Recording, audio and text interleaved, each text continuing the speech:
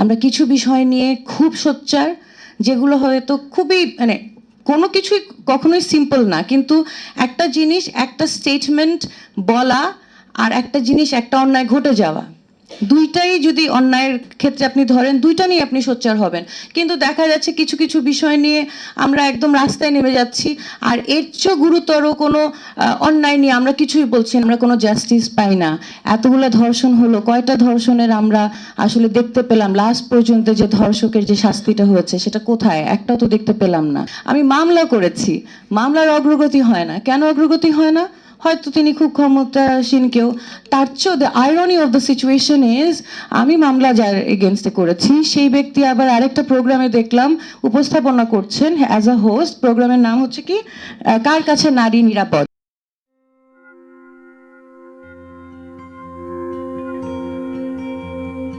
সবাইকে প্রথমেই শুরু করছি শামিমা ম্যাডাম এবং ফেরদৌস সারা আপাকে ধন্যবাদ দিয়ে আমাকে আজকে প্রোগ্রামে অনুষ্ঠানে আমন্ত্রণ জানানোর জন্য।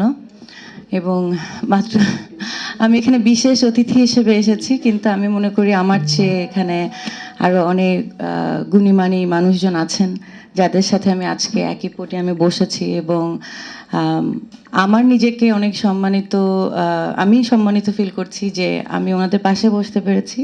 কারণ ওনাদের যে জার্নিটা, সেটার যে কষ্ট, সেটা যে স্ট্রাগল, সেটার তুলনায় তো আমি মনে করি তেমন কিছুই না, এবং আমি এমন কিছুই করিনি।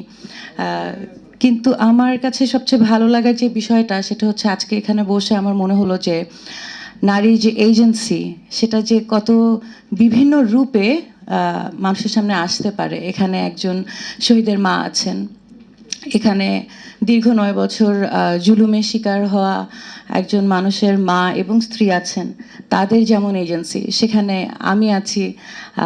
যে আমি হয়তো কারো মা বা স্ত্রী হিসাবে জুলুমের শিকার হইনি, কিন্তু আমি আমার কাজের কারণে বা আমি অ্যাজ এ পার্সন যা করেছি, যে জার্নি আমার বা যে এক্সপিরিয়েন্স, এটার কারণে আমি অনেক ধরনের আমি মনে করি অন্যায়ের শিকার হয়েছি এবং হচ্ছি প্রতিনিয়ত। তো আসলে নারীর যেই আইডেন্টিটি, সেটা শুধুমাত্র একটা ফ্রেমে ফেলা সম্ভব না। নারী এক এক সময় এক এক ধরনের রোল প্লে করে, এবং সেই রোলের সাথে তার আলাদা করে চ্যালেঞ্জেস আসে। এবং আপনারা যদি খেয়াল করেন যে আমরা সকল চ্যালেঞ্জেসকে ট্যাকেল দিয়ে কিন্তু তারপরও শক্তভাবে, স্ট্রংভাবে, উইথ রেসিলিয়েন্স দাঁড়িয়ে থাকি। আমি তো অনেক সময় বলি যে আমাদের ভেঙে পড়ার কোনো অপশন নেই, স্পেশালি যখন আমরা মা হয়ে যাই, তখন তো আরও নেই।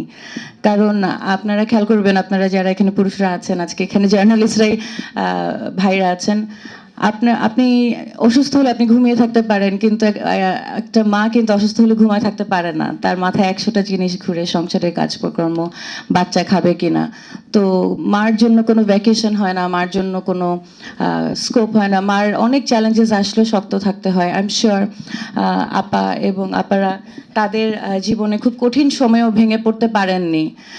আই এম শিওর যে তাহমিনা আপা তার মেয়েদের দিকে তাকিয়ে হলেও ভেঙে পড়তে পারেননি, ইভেন তো she was breaking inside, but ওনাকে 9টা বছর ধৈর্য ধারণ করে মেয়েদের শক্তি হয়ে থাকতে হয়েছে।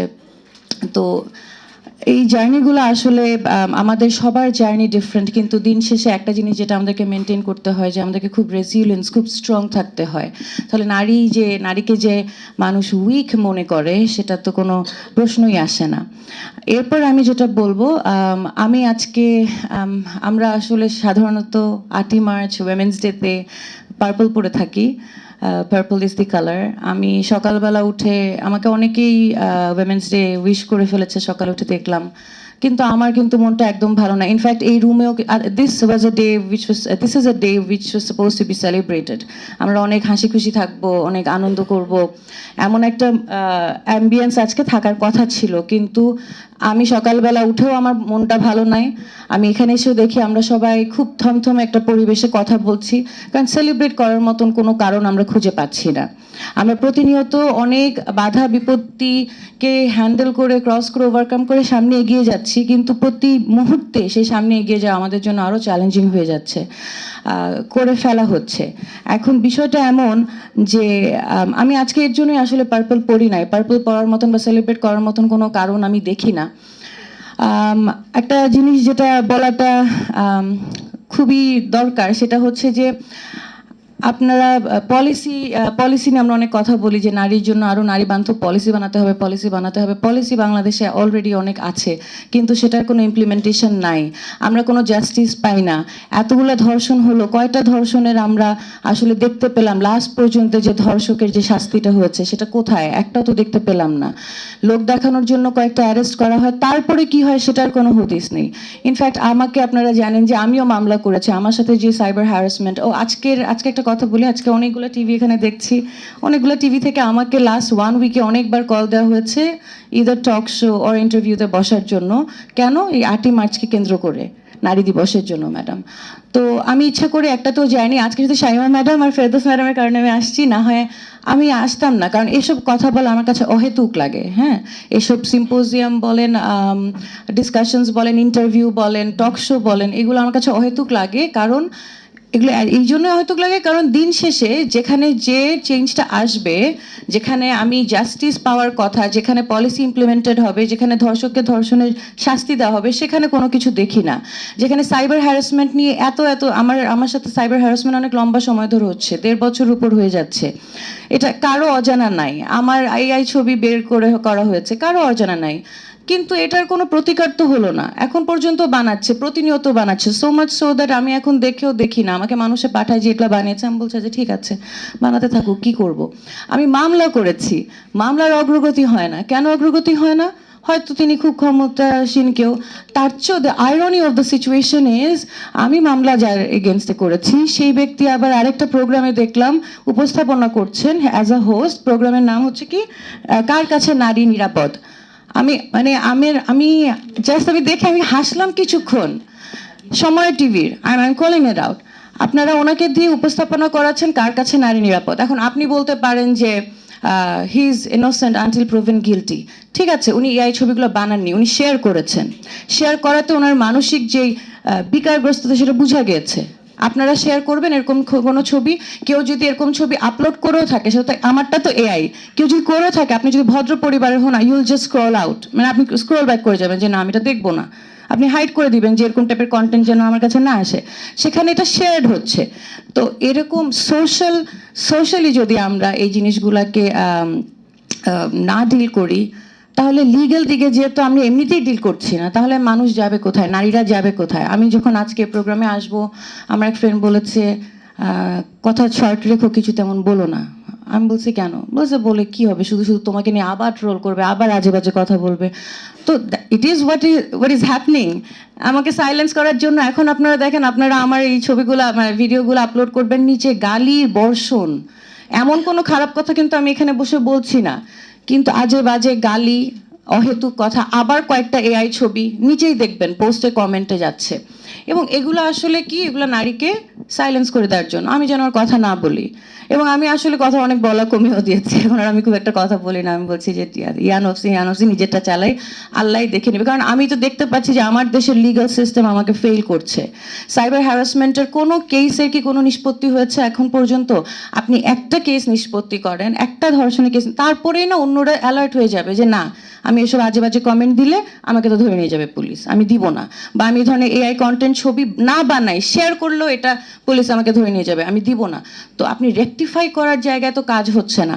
তো এসব জিনিস যখন দেখি, তারপরে যখন আবার নারীর ক্ষমতায়ন নিয়ে, নারীর সুরক্ষা নিয়ে, নারীর নিরাপত্তা নিয়ে আবার মিটিং মিছিল হয়, সেগুলোর আসলে আমার কাছে তখন মনে হয় যে এগুলো অহেতুক, এগুলো করে কোনো লাভ নাই। দিন শেষে যে নারীরা ভিকটিম, তারা ভিকটিম থেকে যায়, আরও নিত্য নতুন ভিকটিম আমরা দেখতে পাই, আমরা শুধু কষ্ট পাই। আচ্ছা, হীরামণি যখন জঙ্গল থেকে কলা কাটা নিয়ে বের হয়ে আসলো, ভিডিওটা পুরোটা দেখার মতনও না, ইট ইজ ট্রমাটাইজিং। আমি পুরোটা দেখতে পারি নাই। আমার সেম এইজের একটা ছেলে বাচ্চা আছে, আমার অনেক ফ্রেন্ডদের মেয়ে বাচ্চা আছে, আমরা সবাই শুধু বললাম যে এটা সহনীয় না। কিন্তু এরপরে কি, ওই লোকটাকে ধরেছে, এরপরে কি? আপনি একটা কেসকে ফাস্ট ডিসপোজাল করেন, আমরা একটু দেখি, অন্যরাও দেখুক, যারা এই ধরনের প্যাডোফিলস আছে তারা দেখুক যে বাংলাদেশে প্যাডোফিলিয়া চলবে না, কিন্তু আমরা সেরকম দেখি না। তারপরে নেক্সট যখন দেখি সিলেক্টিভ অ্যাক্টিভিজম, আমরা কিছু বিষয় নিয়ে খুব সোচ্চার, যেগুলো হয়তো খুবই মানে কোনো কিছুই কখনোই সিম্পল না, কিন্তু একটা জিনিস, একটা স্টেটমেন্ট বলা, আর একটা জিনিস, একটা অন্যায় ঘটে যাওয়া, দুইটাই যদি অন্যায়ের ক্ষেত্রে আপনি ধরেন, দুইটা নিয়ে আপনি সোচ্চার হবেন। কিন্তু দেখা যাচ্ছে কিছু কিছু বিষয় নিয়ে আমরা একদম রাস্তায় নেমে যাচ্ছি, আর এর চেয়ে গুরুতর কোনো অন্যায় নিয়ে আমরা কিছুই বলছি না, আমরা মুখে কুরুপ এঁটে বসে আছি, আমরা আমরা আর লিপস আর সিল্ড। তাহলে সিলেক্টিভ অ্যাক্টিভিজম যখন করবেন, তখন তো আসলে দেশে আপনি আসলে কি কজের কারণে করছেন, are you fighting for the cause or your fighting for a political agenda, সেটা চিন্তা করার একটা বিষয় চলে আসে। তো সেক্ষেত্রে আপনি আসলে নারীর ক্ষমতায়ন চাচ্ছেন বা নারীর নিরাপত্তা চাচ্ছেন, নাকি কিছু নারীর ক্ষমতায়ন, কিছু নারীর নিরাপত্তা চাচ্ছেন, নাকি দিন শেষে কিছুই চাচ্ছেন না, শুধু চাচ্ছেন যে পলিটিক্যালি একটু ডিবেট অ্যান্ড ডিসকাশন হোক, আপনি একটু আলোচনায় আসেন। তো এই ধরনের বিষয়গুলো আসলে আমাকে অনেক এফেক্ট করে। আমি লিস্ট করে নিয়ে আসছিলাম লাস্ট কিছু 2-3 উইকসে কি কি ঘটনা, ধর্ষণেরই কতগুলো ঘটনা ঘটেছে। শামীমা ম্যাডাম অনেকগুলো বলে দিয়েছেন, তা আমি আবার রিপিট করছি না। এগুলো এমন কোনো ঘটনা না যেটা আমাদের অজানা বা আমাকে বারবার রিপিট করতে হবে। আর লাস্টলি আমি যেটা বলতে চাই, এবারের 8 মার্চের যেই থিম, সেটা হচ্ছে right, justice and action. Last action ওয়ার্ডটা বলা আছে। Until unless we take proper actions, until unless we go into executing the policy or implementing it, there is no point of this discussion. মানে এসব discussion করে যদি ইমপ্লিমেন্টেশনে না নিতে পারি আমরা, তাহলে আমরা ব্যর্থ।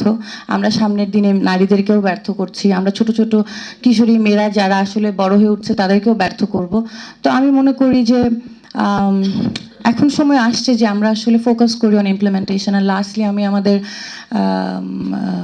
প্রাইম মিনিস্টারকে বলবো যে আপনি আপনার দেশে এসেছেন, আপনি আপনার কন্যা শিশুকে নিয়ে আসছেন, আপনি জাইমাকে নিয়ে আসছেন, you have brought her into this world, এই বাংলাদেশে নিয়ে আসছেন। এই দেশটাকে আপনি নিশ্চয়ই আপনি এখন তাহলে বাবার, আপনি আগে যাই ছিলেন না কেন, আপনি এখন বাবা। এবং আমরা একটা টাইমে আমি যেটা মনে করি যে মানুষ যেমনই হোক, once they are parents, they want to be a different person altogether. আমি যেমনই হই না কেন, বাবা মা হয়ে যাওয়ার পরে আমি আমার সন্তানের চোখে যেন ভালো, আমি যেন সন্তানের হিরো হই, আমি যেন সন্তানের চোখে বেস্ট বাবা হই, সে যেন আমার প্রতি প্রাউড ফিল করে, সেটা আমরা চাই। তো আমি আপনাকে রিকোয়েস্ট করব যে আপনি যেমন জাইমার বাবা, আপনি এই দেশের শত কোটি নারী শিশুদের বাবা, আপনি অবশ্যই চাইবেন যে জাইমা যেন প্রাউড ফিল করে যে মাই বাবা has done this for the girls of this country, for my nation. তো সেটাই যদি হয়, আপনি প্লিজ এই কেসগুলোকে স্ট্রংলি ডিল করেন, আপনি এই কেসগুলো নিষ্পত্তি করেন। লাস্ট 2 সপ্তাহে যে 5-6টা ধর্ষণের কেস হয়েছে, শুধু এই 6টারই যদি বিচার হয়ে যায়, এরপরে আরো 60টা হওয়া থেকে, আরো 600টা হওয়া থেকে বিরত থাকবে।